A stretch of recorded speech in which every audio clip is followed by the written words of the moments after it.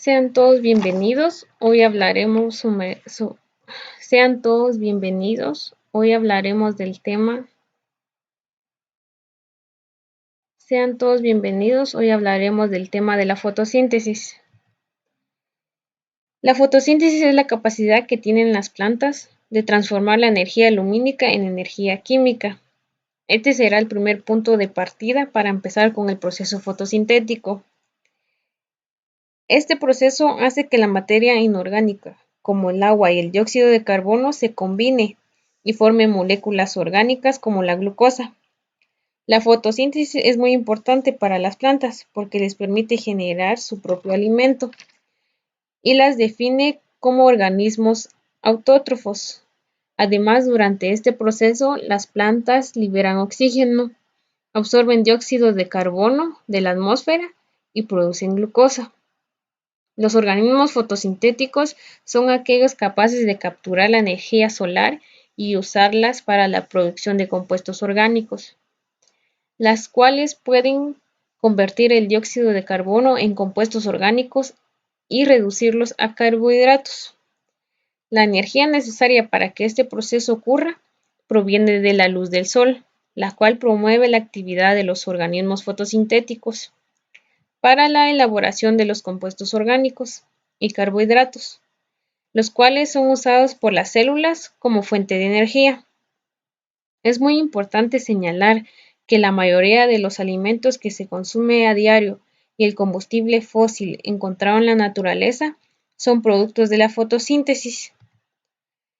Los organismos fotosintéticos son considerados productores primarios dentro de la cadena trófica, ya que entre ellos se encuentran los que producen oxígeno, que son las plantas, las algas verdes, algunas bacterias, y pues también existe un organismo del reino animal que realiza el proceso de la fotosíntesis, conocida como la babosa esmeralda.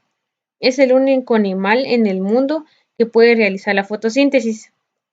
Esta es una habilidad que el organismo no posee de nacimiento, pero que va adquiriendo al alimentarse de una alga llamada Baucheria litoria, una curiosa especie de la que extrae los cloroplastos para incorporarlos a su propio cuerpo, la cual es una endosimbiosis, que consiste en la asimilación de plastos por parte de aquellos organismos que no las poseen, con el objetivo de aprovechar su capacidad autótrofa. Bueno, ahora le daremos el tiempo a mi siguiente compañero.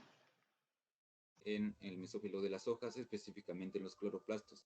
Como bien sabemos, la fotosíntesis se divide en dos etapas, que la primera es la fase lumínica y la segunda es la fase oscura. La fase lumínica se desarrolla en la membrana de los tilacoides y la fase oscura en el estroma.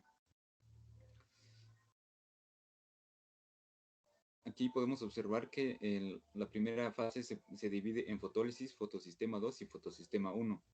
Aquí en fotólisis, después de absorber el agua y después de que esté en las hojas, sucede lo que es la fotólisis, que es un rompimiento de la molécula de agua donde el oxígeno se separa del hidrógeno. Aquí el oxígeno eh, se une con otro oxígeno y se produce lo que es el O2.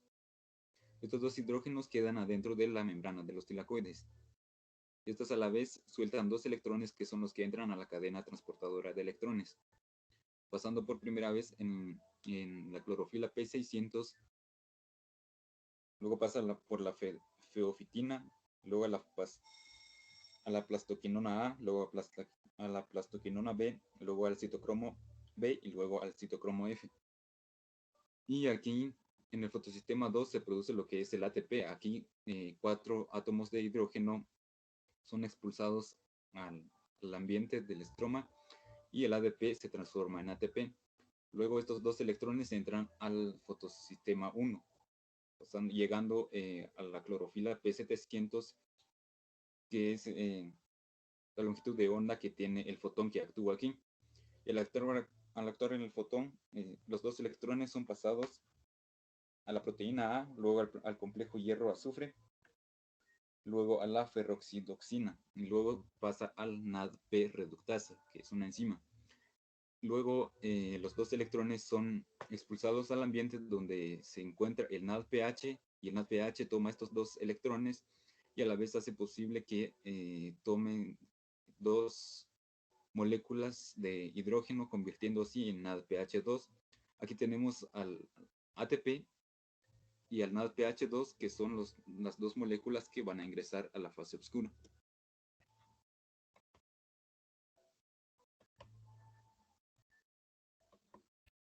Siguiendo con el tema, nos corresponde hablar sobre la fase oscura o el ciclo de Calvin. La fase oscura se realiza en el estroma, que es un líquido que está presente en el cloroplasto y fuera de los tilacoides. ¿Por qué se le dice fase oscura? Porque esta no depende de la luz. Pero, ¿qué se realiza? ¿Qué es lo que realmente se realiza en el ciclo de Calvin? Lo que se realiza es reducir el CO2 a compuestos orgánicos, es decir, en glucosa, mediante la energía química, que es proveniente de la fase luminosa. La enzima clave para este proceso se le denomina ribosa bisfosfato carboxilasa. También se le conoce como rubisco.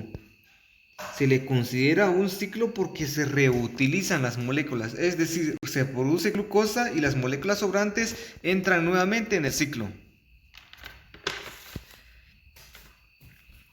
La fase oscura consta de tres etapas, que es la carboxilativa, que no es más que la fijación del CO2, que reacciona con la enzima rubisco para formar dichos compuestos.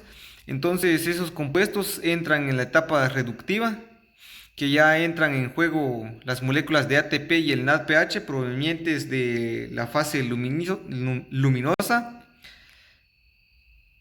y entran en la tercera etapa, que es la regenerativa, en donde se regeneran los compuestos en la etapa reductiva. En este proceso ya se obtiene la primera molécula de glucosa y los compuestos sobrantes entran nuevamente en el ciclo de Calvin.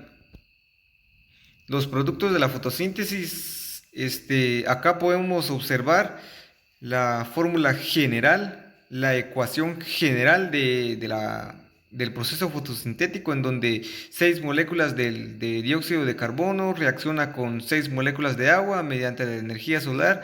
Se forma una molécula de glucosa y 6 moléculas de oxígeno. Y otros compuestos, ¿verdad?, que vuelven a alimentar este ciclo. Acá podemos ver las referencias bibliográficas en donde se obtuvieron la información presentada. Entonces, esta ha sido nuestra presentación, compañeros. Muchas gracias y espero de que haya sido de su agrado.